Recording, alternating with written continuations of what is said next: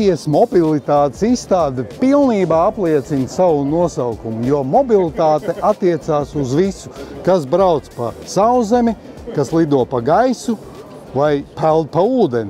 Protams, lielākā uzmanība šeit ir pievērsta tam transporta līdzekļu veidam, kas brauc pa sauszemi. Vai tie būtu ar 2 riteņiem, vai tie būtu ar 4, 6 vai pat vairākiem. Protams, lielāko un tādu spēcīgāko tonu šeit nosaka vietējie ražotāji. Japāņu autogigants Toyota nolēmis pakāpties vēl augstāk par luksus divīziju Lexus. Šajā noslēpumainajā zālē slēpjas Tokijas izstādes iespējams lielākais jaunums – Century. Tā sauc jauno luksus zīmolu, kas radīts Toyotas paspārnē. Pagaidām gan mēs zinām to, ka automobīls pieejams būs tikai vietējā tirgu, bet paskatieties, vai šis jums kaut ko neatgādina. Jo tieši tā, Toyota uzskata, ka šim automobīlim būs nākotnē jākonkurē gan ar Bentley, gan ar Rolls-Royce.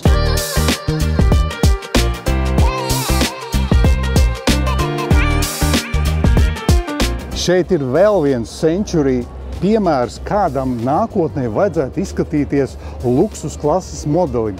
It kā kupēja, luksus kupēja, bet nedaudz piepacelt uz augšu, un turklāt ļoti skaistā oranžā krāsā. Century būs pa kabatai tikai ļoti turīgiem ļaudīm, tāpēc ir vērts palūkoties tā saukto tautas kupē virzienā. Pēc 25 gadu ilgas pauzes divdurju kupēja Honda Prelude atgriežas Eiropā.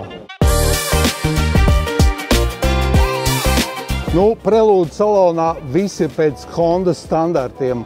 Askētiski, saprotami, tajā pašā laikā nekā liek.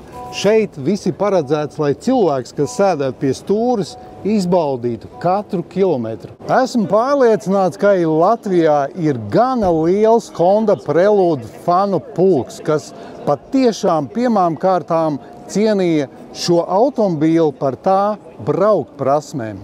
184 zirgspēku jaudīgā hibrīda sistēma ietver labi pazīstamo 2 litru benzīna motoru. Savukārt, kas attiecās uz automašīnas piekaru, tā patiesībā gandrīz ir pārņemta no ikoniskā Civic Type R.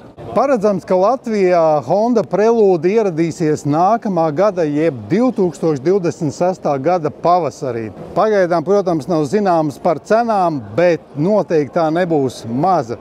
Bet tie, kas pazīst drēbi, zina, par ko tiks samaksāts.